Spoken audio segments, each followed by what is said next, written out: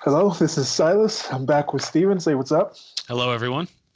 We're reading The Secret History of the Shadow Campaign that saved the 2020 election.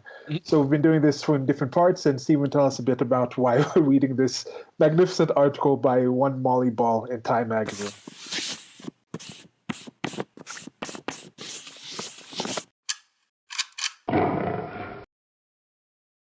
Sure. So, as I've stated a few times, I stumbled upon an excerpt of this article that I couldn't believe was real. So, I decided to look up the article, read it, and lo and behold, it was real. So, Silas and I both read it separately, and we decided to do it as a video series together. Okay, so actually, for me, I saw some parts out there, some excerpts, and I enjoying this. And we've done a couple of series of conversations with Stephen where we just talk about different topics and different books and different things and having these conversations to get to know things. And my general idea is a lot of what's been in this were things that I had been talking about with Stephen Yeah. and with other people and pointing out and seeing people getting banned and kicked off. And you can't talk about this. It's a threat to our democracy to talk about these things. But things definitely happened.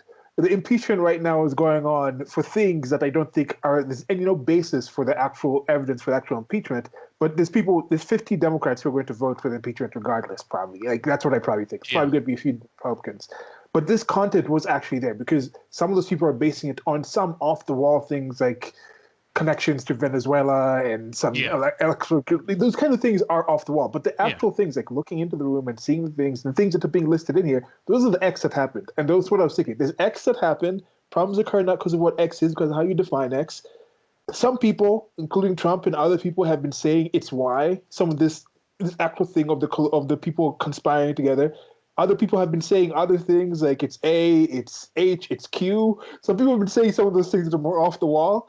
But the X is there. The X does exist. So I think what's happening here is some people are saying, okay, X happened, but it's not Z or all those other letters. It's Y. So they're explaining the why they did the things that they actually did because people already know that they did these things and these are the things that are going to come out.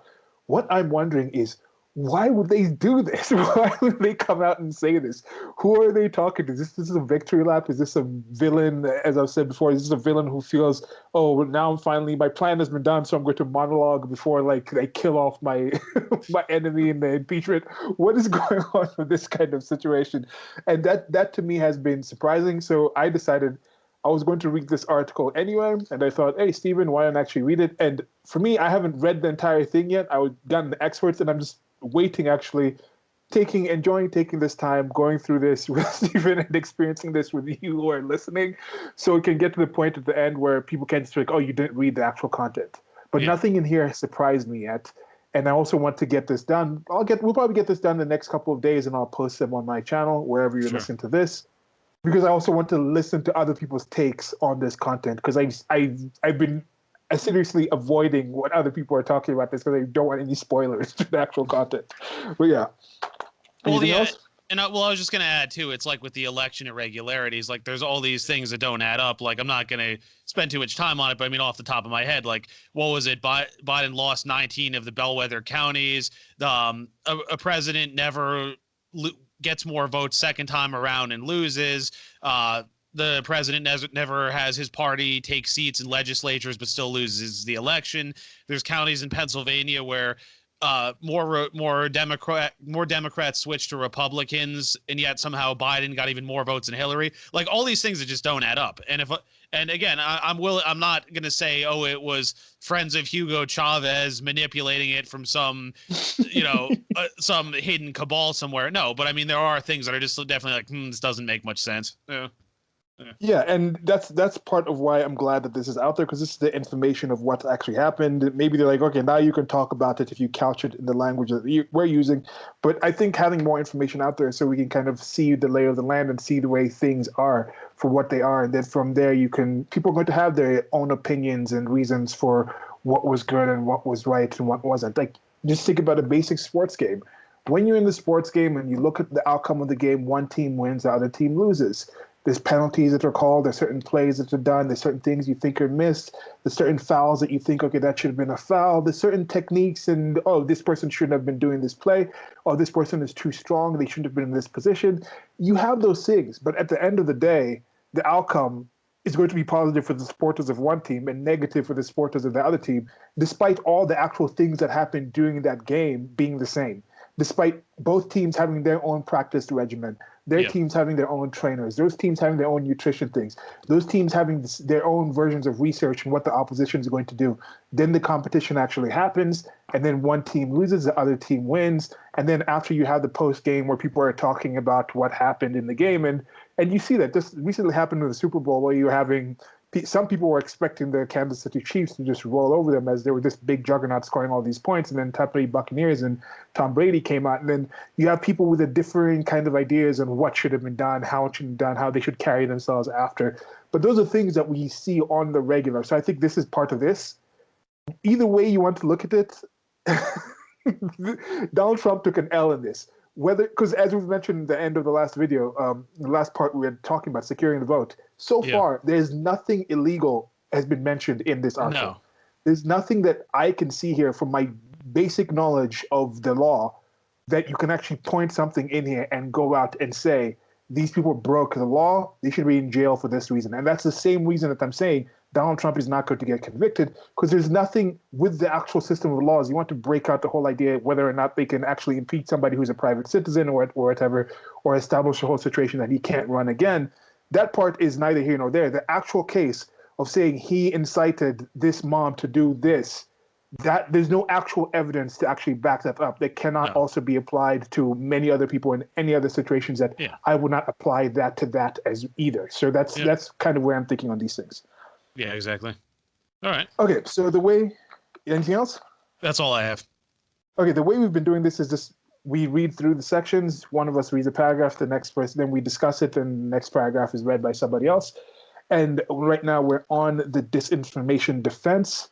We've done 4 parts so far, so just read along with us. There should be links below to the actual article if you haven't read it already. If you want to reread it again, it's probably worth rereading again. I don't know if I will reread it again after this point, because I've been reading it, then when I'm post-producing the video, I listen to it, then I'm going to post it up, probably get like some clips and things. So, but taking in, when you hear something, you call it dialectic? Is that the thing?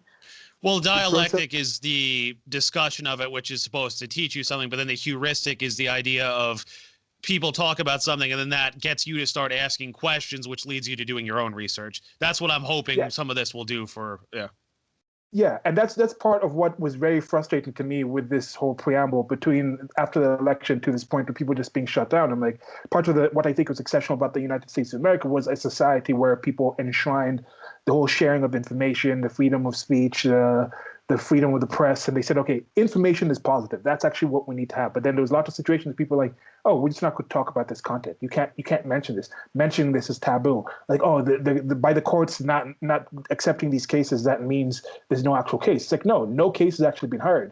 So at least even if they say we have to couch it by reading their article with their slant to it, with their editorializing on it, at least it's a situation where hopefully the video is not just going to get banned offline from it, but we're telling you our opinions and our thoughts. You can tell us your opinions and your thoughts, but I think it's positive that we're at least having a chance to actually discuss this content. Then we can go further and research and see which are the parts that are okay, which are the parts that are wrong, which are the parts that we're not seeing this, and that's a positive experience, I think. And just to add to that bit with the courts, like I'm not going to go too into it, but standing, it's basically rejecting something and standing. It's basically the legal equivalent of saying, like a friend saying, I'm not getting involved. Like it's not, okay, we went through all this. We found there's nothing to see. Sorry, you don't have a case. It's just, no, we're not getting involved. Or Robert Barnes likes to say it's like Pontius Pilate washing his hands. I'm innocent of this man's blood. It's the same thing. So it's not like, okay, it all went to trial, jurors, judges, all that, and then, okay, we found nothing here. It never even had a chance to do that. So, no. And this is also something that these are the social contracts that we deal with. A state is a nation. It's a nation state. You're a citizen of a nation state. A nation state is an organization of people who have certain laws and things that they have. And then it comes to the point where by them following those laws is what makes that nation. So I think we have a situation where, unfortunately, I don't know if it's probably not unfortunately, because I think it's been the case longer than people are aware of. So I think it's kind of positive that people are aware of this. But people are starting to realize in some societies, in some cultures, where they had a stronger expectation that the powers that be and the institutions were actually holding by the social contract, they don't really hold by it that much. Like, No. okay, you can't really talk about this, or we're No. not really going to follow that. We're not really going to be consistent with this. Whereas you have people, I think, in developing nations who are more used to that. Like your average Yeah. Chinese person is not going to be like, oh, we expect our government to let us speak about this, and we expect them to let us actually criticize what's happening. It's like they understand the Chinese Communist Party is not about that smoke. They're like, no, No. we're not having that. Yeah. But people in America had that expectation, and I think a lot of people are a bit shocked to see the state of affairs. But I think it's better to see the state of affairs, and that can put you in a better position to adjust to it, and hopefully be able to actually adjust. Like the recent thing we just saw right now with like Gina Carano kind of situation where people are pointing out, okay, is it because she compared the current situation to Nazi Germany? That's the main thing. Because look, Pedro Pascal, who's also on the show with her, he did a similar thing and not even using an actual image from the United States, ended up being an image from some kids in Palestine. But that's okay. So what is the actual, what is it? Because civilization is a social construct, but it's the most valuable social construct, one of the most valuable social constructs we've developed. And to maintain that, we have to actually keep to a certain social contract that keeps that social construct together. So yeah. Yeah, there was a meme going around. I don't know if you saw, but it said it shows tanks sort of charging at each other. It says this is the natural state of mankind, and then it shows this beautiful neighborhood and it says this is an anomaly that could end at any time. It's true though. Yeah, that's how it is. Yeah. And that's the thing. People talk about the good old days, or people who talk about how much they love nature, don't really know about the good old days or nature. Nature doesn't care, and the good old days were very brutal. Yeah. So that's the thing. I think it's positive that we have the ability to impact nature, and that's to the betterment of humanity. And I think for people on both sides, the United States of America isn't over. For the people who are afraid that this is the end or some kind of thing, and the other side, you didn't really defeat some Hitlerian sort of demon, things like that. So I think it's good to actually see what is the actual what that's actually there. Okay. Sure. All right. So the disinformation defense, you want to lead us off? Sure, I'll start off here. All right. Bad actors spreading false information is nothing new. For decades, campaigns have grappled with everything from anonymous calls claiming the election has been rescheduled to flyers spreading nasty smears about candidates' families. But Trump's lies and conspiracy theories, the viral force of social media and involvement of foreign meddlers made by disinformation, a broader, deeper threat to the 2020 vote. All right. Okay. I have a bit to say, but I'll let you go. I'll let you go because I read it. I mean, right here, but Trump's lies and conspiracy theories. You see, above they talk about the election has been rescheduled to flyers of spreading nasty smears about candidates' families. I don't understand why certain things are sourced and some things aren't. Like with something like this, is it the platform? Is it the sort of medium that is in where they can't just put some examples below? And this sort of thing is wondering, do they know the demographic where they can mention these things and they just assume that those people would have read Time articles in the past where they actually showed examples of that? When you say Trump's lies and conspiracy theories, about what in specific? Mention just one or two of them. The viral force of social media and the involvement of foreign meddlers made disinformation a broader, deeper threat to 2020 vote. Who was talking about foreign meddlers for 4 years? The Russia conspiracy based off of the Steele dossier. That was people like Time magazine. That was people on the left. That wasn't Trump coming in and saying these kind of things. No. When the Chinese Communist Party releases a video talking about, oh yeah, we have some people in there in Wall Street who have these connections, our guy, things like that. The people who are involved with that do that. That kind of raises some kind of questions when you're doing this. It's not Venezuela and Hugo Chavez. No. But there's actually something in there. When you have Democratic senators like Elizabeth Warren and Amy Klobuchar talking about how the concerns that they have with digital voting and the ability for people to come in and actually affect that, those kind of raise questions. When CNN has documentaries showing how people can actually hack into these machines, those things raise that. So who's actually doing this? Is it Trump's lies and conspiracy theories? Or is this just a general atmosphere of politics in general? Well, a few comments that I had was, I have this discussion with my mother a lot because she sort of laments the bias in media, and she talks about Walter Cronkite and everything. But it's been argued, too, that he wasn't as unbiased as people think. Like, I think he even said something like, you can't be a newspaper man and not be a liberal. It's just the difference was a few decades ago up until recently, all you had were a few main stations. So whatever you heard on those stations, that was news. And Steven Crowder pointed this out too at the 2016 election, I guess now 2020. It was people used to think, oh, Fox is right wing, MSNBC is left wing, CNN is in the middle. Nobody thinks CNN is in the middle anymore, at least most reasonable people don't. It's just the difference is now it's out in the open because you have Newsmax, OANN, all these other things.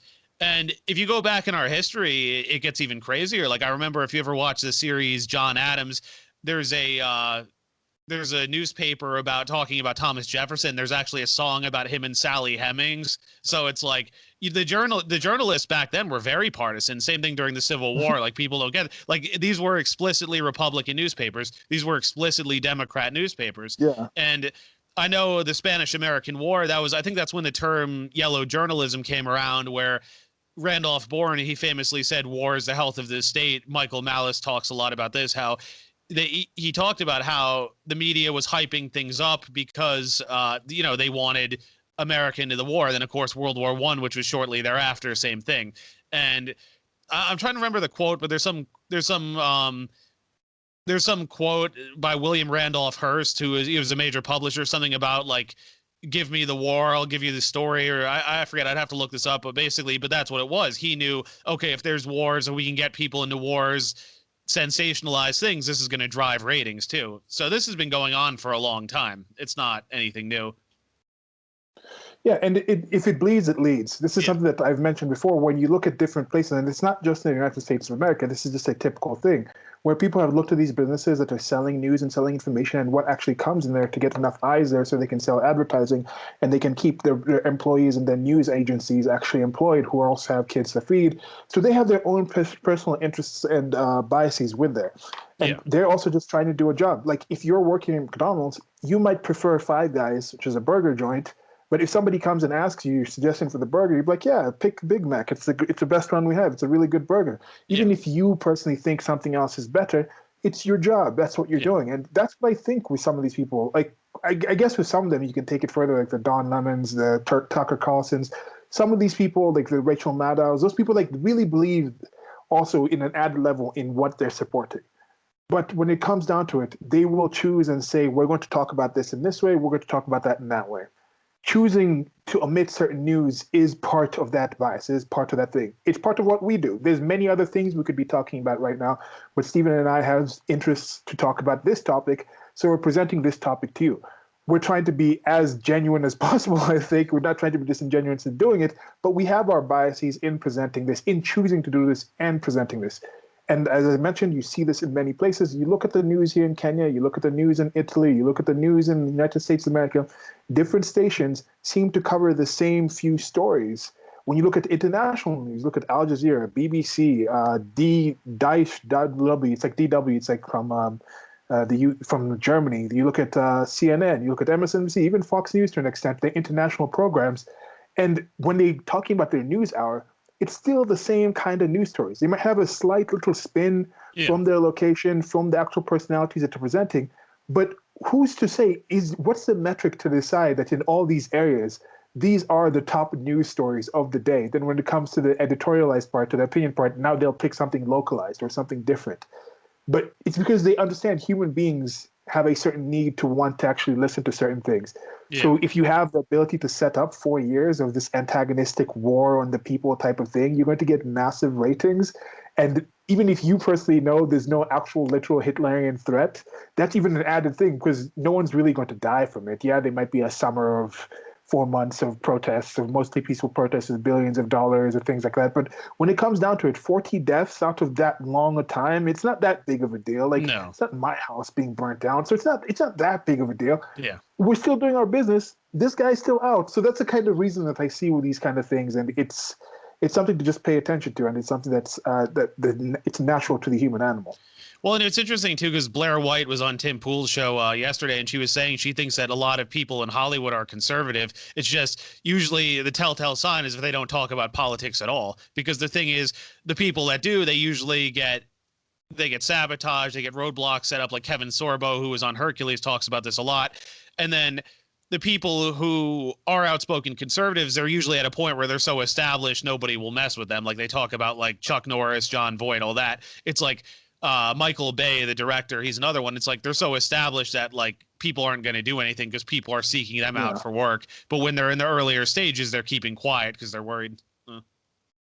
Yeah, the Mel Gibsons, Yeah, the what's it called, the Clint Eastwoods. yeah, It's a normal thing to do. It's a yeah, basic thing to do. You signal you want to be a social animal. You want to be accepted in things. There's things I could probably do with this channel that would be a lot more popular. I could just yeah, do this entire article and just praise it and things like that. And oh, I yeah, these beliefs that I had before, I realized how wrong I was. I shouldn't have supported Trump, even though my main support for him was the fact that he's letting people see behind the political theater and see how everything is set up and things like that. Like, no, I don't care about that stuff. He's done this horrible thing and he instigated this thing on January 6th, so he's the most horrible human being ever. I could do that. Chances are, if I was a politician who my job was to be a politician and do that, I would be like the Nikki Haley's and just turn around and be like, okay, yeah, we should never follow him. We should never listen to him. I would be like these other media people, just perpetuating that kind of idea out there because they have certain considerations that they have in their mind. I would be like those 50 Democrats who are like, okay, we're going to vote for this anyway because we know our constituents want us to support this. It's their job. These are just people doing. If you actually come down and talk to these people on a one-on-one basis, they might come and say different things off the record and all these kind of things. But these are considerations that we have to make. And these are considerations that we make on a day-to-day basis. And I'm not even holding it against it. Like right now, so far with this article, this thing, it's like you said, it's brazen. So these things like, wow, I'm trying to empathize where they're coming from. But I don't think these people are inherently evil. They just have no. different belief systems and think they did a good thing, and they're just openly talking about it. Well, there was something I shared from Wilfred Riley the other day. Here's what he said. The idea right-leaning black guys are sellouts is facially bizarre. Given similar output, if I, quote, saw the light and started doing speeches targeting white guilt as versus muttering, take care of your kids, I would literally receive millions in grants and consulting payments. So, and that's something I've harped about too. It's like they say, oh, these guys are sellouts. It's like, where's his payout? What is he getting for speaking his mind? Yeah. Versus Ibram What X. did you Kendi say? got, what, $10 million from Twitter? It's like, come on, people. So yeah, what exactly have you sold? Like what? Yeah. And that's Yeah. that's the thing about this, and that's a good question to ask. Next time you think somebody's a sellout, Yeah. what exactly did they sell? And also just ask yourself, are you a sellout at your job? Are you a sellout in your professional capacity when you say certain things as a part of marketing in order to just earn money? Does that make you a sellout? It might, according to your definition. It might not. You might just be doing a job. Yeah. All right. We Okay, can go ready for next. the next one? Next one, sure. Yep. Okay, so next one. Lara Quinn, a veteran progressive operative who co-founded Catalyst, began studying this problem a few years ago. She piloted a nameless secret project, which she, he never, which she never. I'm sorry, I'm laughing at this because it's been a repeated thing where people were in this whole mentality that there's some kind of underground resistance. Yeah. Like, what was secretive about this? I guess maybe to find so the opposition and Trump's people don't find out that they're doing these and try to interact it. But who thinks that if she came out and told people about this, she'd have been excoriated by like CNN and MSNBC and New York Times and like, can't believe Laura Quinn is doing this thing. It's just No, they would not. it's just patently it's just some absurdities going on in here. Okay, so she piloted a nameless secret project which she had never before publicly discussed, that tracked disinformation online and tried to figure out how to combat it. One component was tracking dangerous lies that might otherwise spread unnoticed. Researchers then provided information to campaigners or the media to track down the sources and expose them. Mm.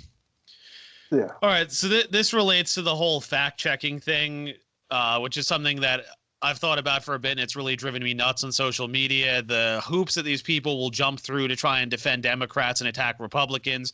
Like Biden's line about we have the greatest voter fraud operation in history, and then there's all these fact checks. Oh, this was out of context. Well, he really meant this. All this.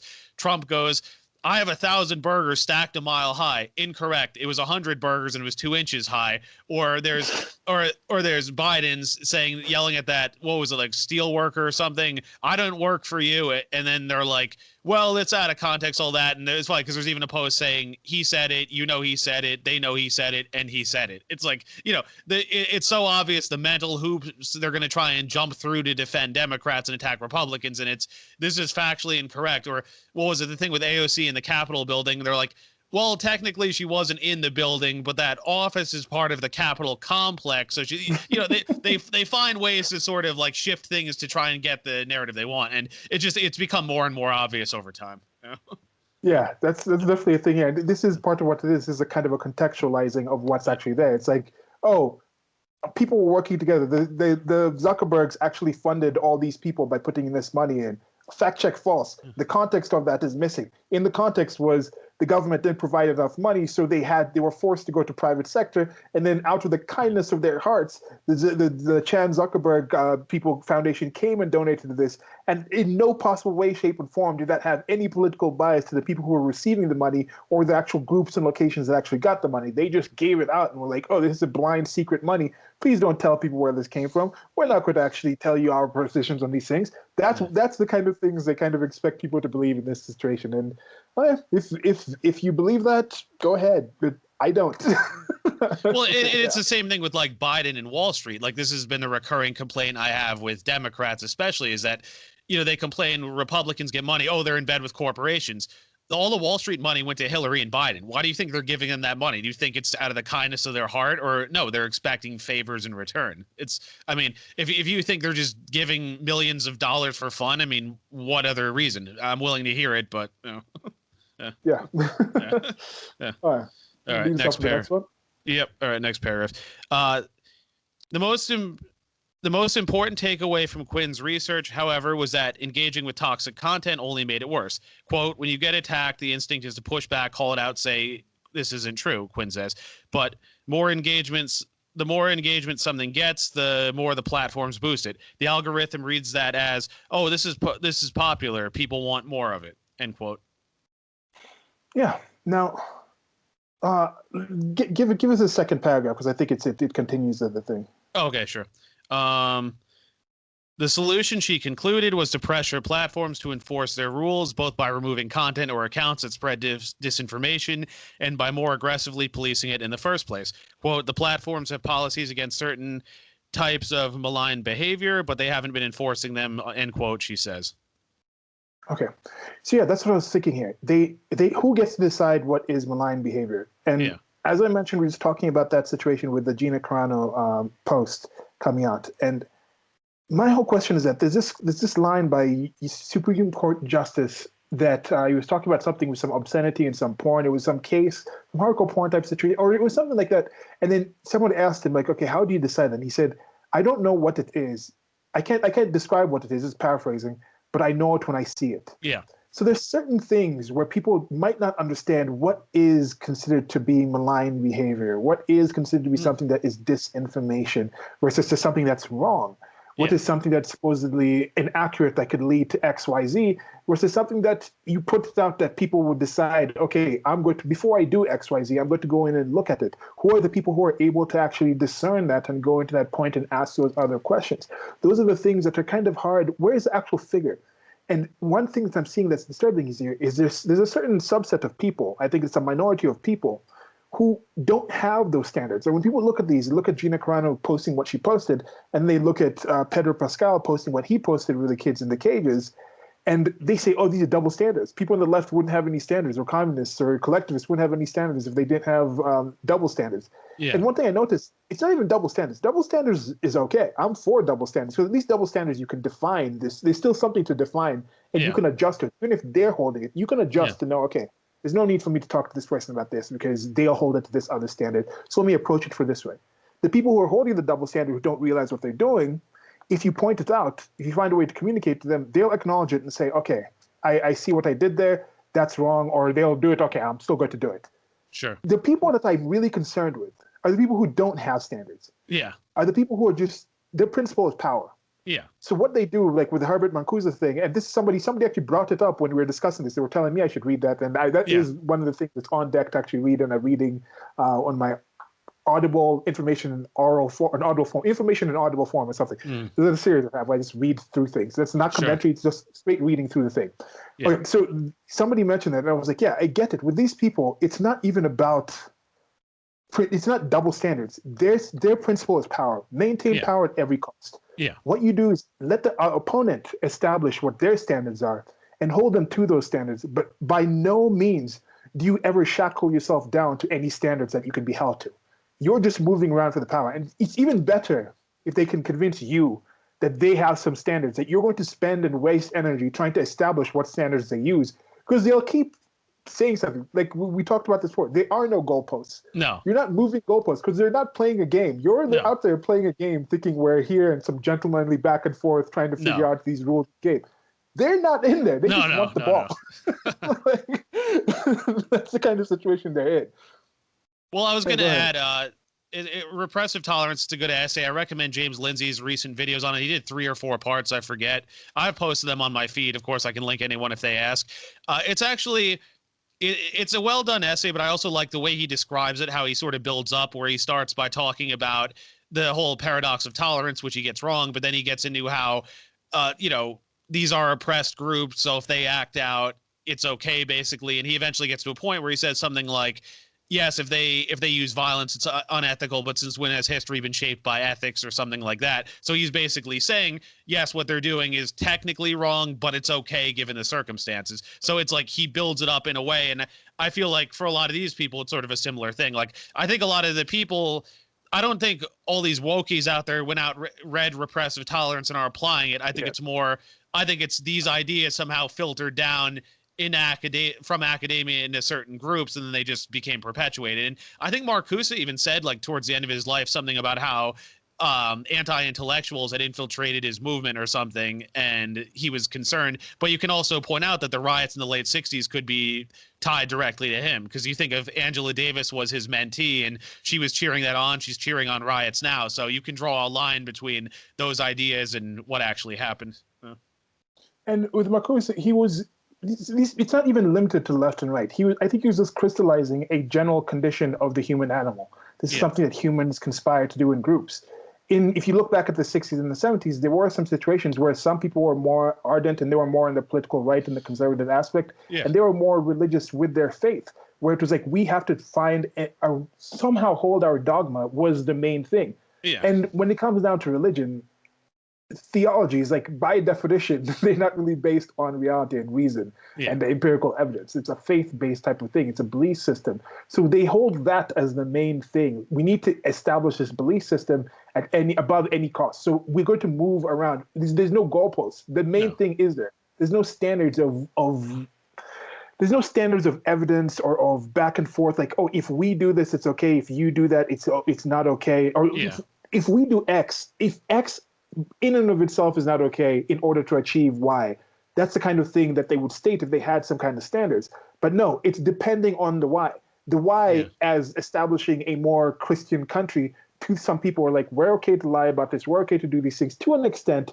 Then you go with some certain religions have that codified in there, like the taqiyya type of thing in the Islam, where it's like, yeah, you can lie as long as you're actually in service of establishing Islam as something that is positive, that you're keeping that in your mind. And I mentioned this further also. It's kind of the situation where someone's like, if Anne Frank is in my attic, I support you lying to the Nazi that comes to your door. Don't tell him she's in the attic. Because there's something called just saving somebody's life from some despotic, like, horrific human being.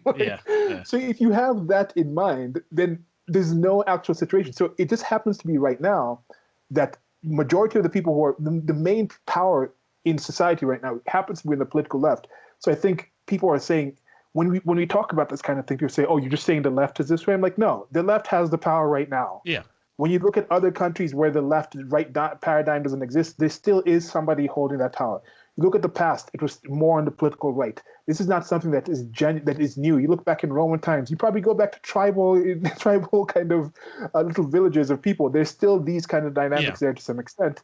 And then Marcuse was somebody who had the ability to study it and condense it into an idea and into something. And that once condensed in that way, it's also easier to now perpetuate in the systems, in the cathedral, in the structures of the people, that small minority of people that want to use that to convince the greater group of people in order to get certain powers that they consider to be something better. And even that minority of people is doing it with the intention that they don't want to destroy society, but they want to destroy what's there for a greater good. Like, we might disagree with that good, but I still think that basis is actually there for most people.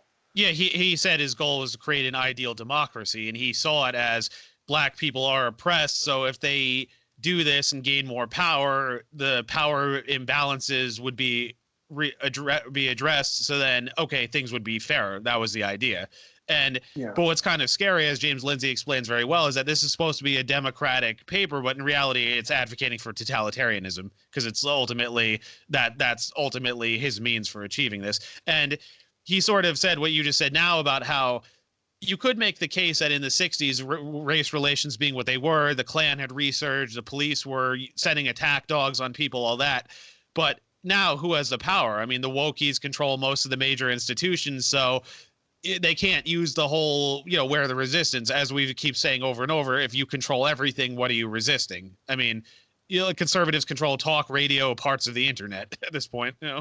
Yeah. So All yes, right. that's going to be an interesting thing to kind of watch and see. Yeah. Okay, sure. next paragraph. We can go on. Yep. Okay. Quinn's research gave ammunition to advocates pushing social media platforms to take a harder line. In November 2019, Mark Zuckerberg invited 9 civil rights leaders to a dinner at his home, where they warned him about the dangers of election-related falsehoods that were already spreading unchecked. It took pushing, urging, conversations, brainstorming, all of that to get to a place where we ended up with more rigorous rules and enforcement, says Vanita Gupta, President and CEO of the Leadership Conference of Civil and Human Rights, who attended the dinner and also met with Twitter CEO Jack Dorsey and others. Gupta has been nominated for Associate Attorney General by President Biden. It was a struggle, but we got to the point where they understood that problem. Was it enough? Probably not. Was it later than we wanted? Yes. But it was really important, given the level of official disinformation, that they had those rules in place, and we're tagging things and taking them down. Yeah. So this goes to what we were just talking about misinformation. My problem with this is that a lot of people don't seem to understand their own biases. As we keep saying, we have our own biases too. But like, I've known people who in the past, I remember in 2016, who anything negative about Hillary, they would say, oh, this is just propaganda. Anything positive about Trump, it was believed automatically. And it's like, if you take a bigger picture view, you realize that's not accurate. So is it really misinformation, or is it just confirming your own bias? It's like Twitter saying we crack down on violence, but then there's Antifa talking about rioting on there. The Ayatollah has an account. Hamas, Hezbollah has accounts. There's a cartoon of Trump's head getting sawed off with a knife. That's on there. So again, it's do you actually care about those things, or is this just an excuse to get rid of people you don't like? That's what I ask. And it's the same thing with news. Is it you say it's misinformation? Is it actually misinformation, or is it okay, this is, you just don't want to believe this because it doesn't fit your ideological bias, or you do want to believe this because it fits that? That's what I would just ask people who say that.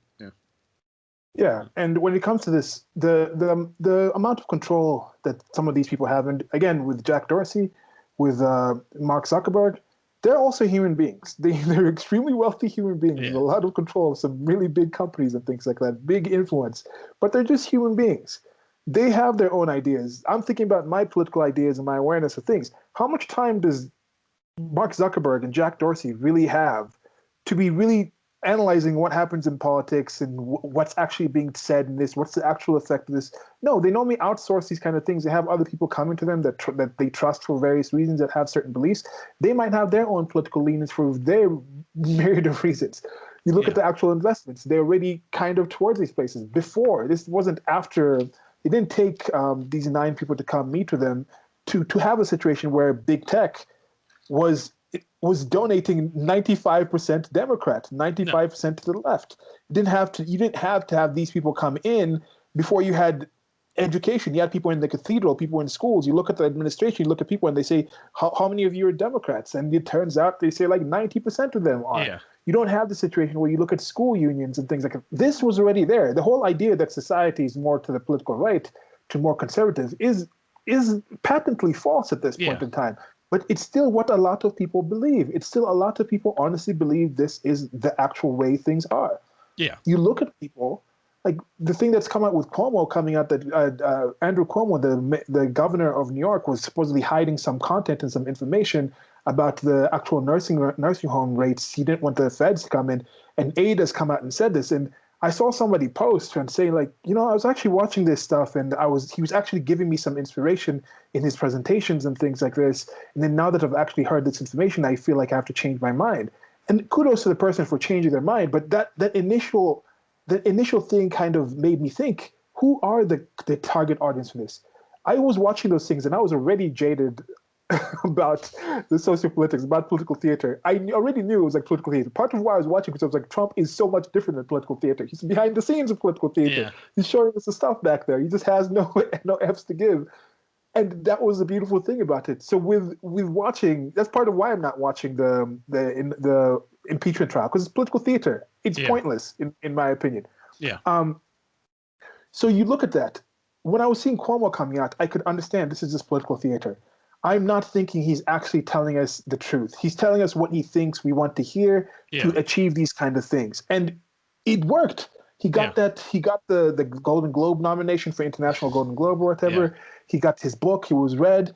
And like this individual, there's people who literally watched him and somehow thought, Andrew Cuomo is telling us the truth of the matter. And to me, that's an odd place to be. But realize, I think majority of the people still are in that position of having that trust in their politicians and not realizing there's probably a whole lot of things that they're not telling us. Yeah. You know, that's why I think it's so easy for people to just believe, oh, Trump is lying, Trump is doing this, because they're like, he must be doing these things because that's what the bad guys do. The good guys, they're going to tell us all the things and they're expecting that now, and it's going to be a rough ride for a lot of you out there. You're in for something, for some real awakening to the way politics is, and hopefully you can come along with us on that journey. We'll be here. So here was something I posted by James Lindsay recently. It kind of reminded me of when I started down this journey. So I tagged my friend who I guess was sort of my start. I used to be left leaning. I was never a social justice warrior. I was like moderate, and then I became conservative. Then I was like libertarian, then anarcho-capitalist. Now I have some objectivist influence and a few other things. But this kind of reminded me of my journey. Here, James wrote on Twitter, your occasional reminder that if you haven't done so yet, once you take the red pill, the world starts making so much more sense, and the cognitive dissonance load you carry day after day drops precipitously. Other people think you're crazy because you're finally sane. And very importantly, the red pill just means that you see through the torrent of lies we're being fed constantly. It does not mean you turn conservative, though you may. Join the Republican Party, LOL, or support Trump. Hey, it's possible. Yeah. Yeah, that's true, and I think that is one positive thing about it. And it's not easy. There's this thing with the red pill. They normally talk about the red pill rage, where you start realizing this kind of stuff. And for me, some of that was I kind of got upset that I was like, okay, these things I thought were true, they actually were true. These people were writing these things and talking about these things in the past. How come nobody told me about this? Why are people lying to me? Why are people pretending that this is not the way things are? Yeah. And I was pissed off for some time. But I realized it's not that people know that's how it is and accept it in their minds and somehow still do that. They have the cognitive dissonance and they believe things that are false. Just look at your average religion. Your average person who teaches their kid that Shiva exists and he has his multiple hands and there's hundreds, thousands of gods. Yeah. Your average person listening to this in the West doesn't believe that's true. But do you actually think the average Hindu parent believes that is not true and still teaches their kid that? Or have they somehow compartmentalized that everything else in their world that they do in a practical sense with facts and empirical evidence, they do that. But then when it comes to this, their mind shuts that off and shuffles things around, moves things around, where they're teaching their kid that this is a positive thing. Or at least there's positive externalities to actually acting like this is a thing to believe in. So they do that kind of thing, and that's something that got me past that, and it got me more comfortable after that point of just like, what's going on? I was like, okay, things make sense. I know I'm not going to get along with these people because I'm not going to say the words that they want me to say. I'm not going to pretend that the emperor has clothes on anymore. And that's the thing. This is part of this. Like, this is what you realize. This is the X. Yeah. You can. The X is the X. The emperor is the emperor. Whether somebody says that's too little clothes on this side or this clothes were stolen, whether they're telling you right now, no, actually it's enough clothes and those clothes are completely his and made. What you saw what you've seen. The X has been seen. So now you can either try to be like Cypher and go back in. It's not going to work that well. No. You can just like embrace that red pill and actually see the way things are. And there's so much more information out there for you to get it. And that's why I don't know. You saw the cover for the second part of this. I think the second part of this was the architect. I actually used the architect from Matrix, and because the guy they were talking about, Podhorser, actually looks like the architect, and he was like, "Oh, this guy looks the same." That's funny. Like, are they trolling us for this? Do they know that connection with the architect with the red pill, and they use like the main guy who they say was planning all of these things, just like in the Matrix? the top guys call the architect. Like, are they trolling us? I'm kind of wondering in these situations. Try and lure people in with pop culture references, maybe. I don't know. Yeah, it could be that. Well, Okay, so do you want to jump to the next? one other thing I was going to point out, like the false promises that, like, I think I keep saying how I think the public has some sort of short-term memory problem, because people would like praise Obamacare when it's like, do you not remember him in his campaign saying things like, if you like your doctor, you can keep your doctor, period. If you like your healthcare plan, you can keep your healthcare plan, period. And then a few years later, it completely gets upended, and all of his fans are not saying a word. I'm like, guys, this is not ancient history. He literally said this like 2-3 years ago. The video's online. You can look it up. It's Yeah, or just the simple thing like, okay, the $2,000 type of thing. Or if you vote us in, we're going to send those $2,000 checks after you. Well, he really meant 1,400. They set the 600 before, and before he was saying 1,400, but he switched to 2,000. But he really meant this. The way to do that, but that's a typical thing. People are very like, this is something that I noticed when I was coming out of religion. Coming out of I was raised a Christian, I was coming out of that kind of belief system, because I was able to really analyze and break down what was wrong with Islam, how wrong Buddhism was, how wrong the Hindus were about these things. Oh, your holy book said this, and then this never happened. So how come you can still believe that? Then I looked at the things that I was supposedly believing in the Bible, and whenever there was something that it predicted or said that was shown to be false, I'd find some way to conveniently argue that wasn't there. But then I would really cling on the small tenuous connections that it could have with the way things actually happened. Like, I would be able to, in my mind, mean like, okay, well, God's a different kind of being. So it says 7 days, but it doesn't literally mean 7 Earth days. It means this kind of thing where to him, time is a whole different thing. But then later on in the Bible, when they talk about the 3 days that Jesus was dead, I'm like, no, it's actually 3 days. It was literally 3 Earth days in the whatever time span it was in the Middle East at that time. That's why you have Easter like that, because it was literally 3 24-hour days. So that kind of thing is able to do when you have that belief system, when your base is the power. It's not the principle, and politics is religious, and religion itself is anti-principle. Politics itself is the thing that goes against principles. It doesn't allow you to have principles when you have that kind of belief system based on it. Yes. Yeah. All right. So do the next section. So we've been recording for I think like about 45 minutes now. Do you want to just jump into this one, or take a pause and then start the? I was going to take a pause. I was actually going to shut the wood stove down a little because the fire's roaring, and I adjust the temperature. So. Okay, so everyone, thanks for listening to this part. This part has been the disinformation defense. We shall be back to record after Stephen turns that down. We'll take a short little pause here. So this will be posted up as one, and then this next part will be recorded at least now. We'll see if we can do at least 2 more parts. Yeah, it's the next chapter is 5 paragraphs, and then the one after that is 3. Yeah. So we'll probably try and record at least 2 more parts today, Stephen. Sure. And then we see about recording the last one tomorrow. Yep. And we'll have this series up and done. And then in the future, in the near future, we have Human Action coming up, which is going to be a super exciting series. I'm super excited for that. Thank you, Stephen. You're welcome. Anything else you want to say to the people? No, that's all I have. Okay. Come back soon. Goodbye. Be right back. See you.